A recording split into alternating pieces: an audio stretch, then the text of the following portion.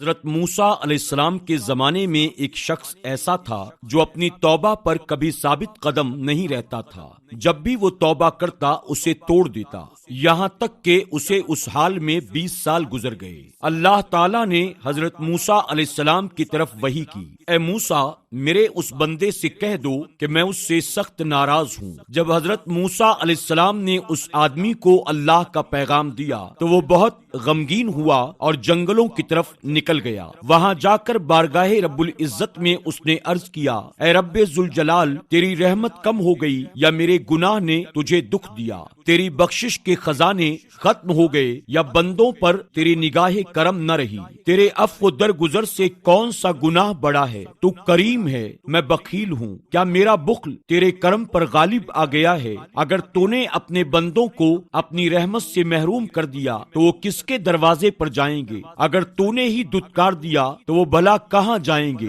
اے رب قادر و قہار، اگر تیری بخشش کم ہو گئی اور میرے لیے عذاب ہی رہ گیا ہے تو تمام گناہگاروں کا عذاب مجھے دے دے، میں ان پر اپنی جان قربان کرتا ہوں۔ اللہ تعالیٰ نے موسیٰ علیہ السلام سے فرمایا، اے موسیٰ جاؤ اور میرے بندے سے کہہ دو کہ تو نے میرے کمال قدرت اور عفو درگزر کی حقیقت کو سمجھ لیا ہے۔ اگر تیرے گناہوں سے پوری زمین بھر جائے تب بھی میں تجھے بخش دوں گا۔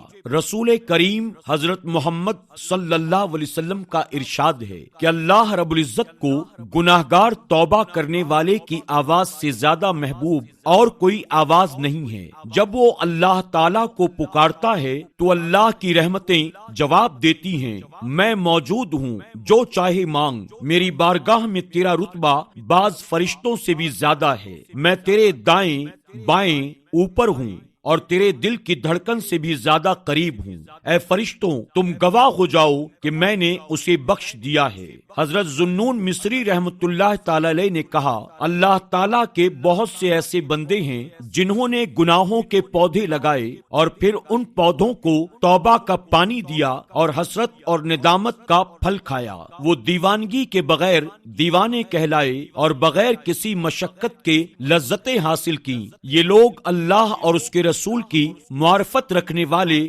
فصیح و بلیغ حضرات ہیں اور بے مثال ہیں۔ انہوں نے محبت کے جام پیے اور مصیبتوں پر صبر کرنے کی دولت سے مالا مال ہوئے، اپنی خطاؤں کے صحیفوں کو پڑھا اور گریوزاری میں مشغول ہو گئے، یہاں تک کہ وہ اپنی پرہیزگاری کی بدولت اونچے مراتب پر فائز ہوئے۔ انہوں نے دنیا کو چھوڑنے کی کڑواہٹ کو میٹھا سمجھا اور سخت بستروں کو انتہائی نرم جانا۔ انہوں نے نجابت کی راہ اور سلامتی کی بنیادوں کو پا لیا۔ ان کی روحوں کو جنت کے باغوں میں جگہ ملی اور ہمیشہ کی زندگی کے مستحق قرار پائے، یہاں تک کہ وہ علم کے ہمسائے ہوئے اور حکمت اور دانائی کے تالاب سے سیراب ہوئے۔ وہ عقل مندی اور سمجھداری کی کشتیوں میں سوار ہوئے اور وہ راحت کے باغوں کے مالک بن گئے۔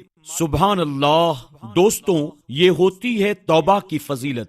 جب ایک گناہ گار شخص توبہ کرتا ہے تو وہ کتنے بڑے بڑے رتبے حاصل کر لیتا ہے اور اللہ تعالیٰ اور اس کے رسول حضرت محمد صلی اللہ علیہ وسلم کے کتنا قریب ہو جاتا ہے۔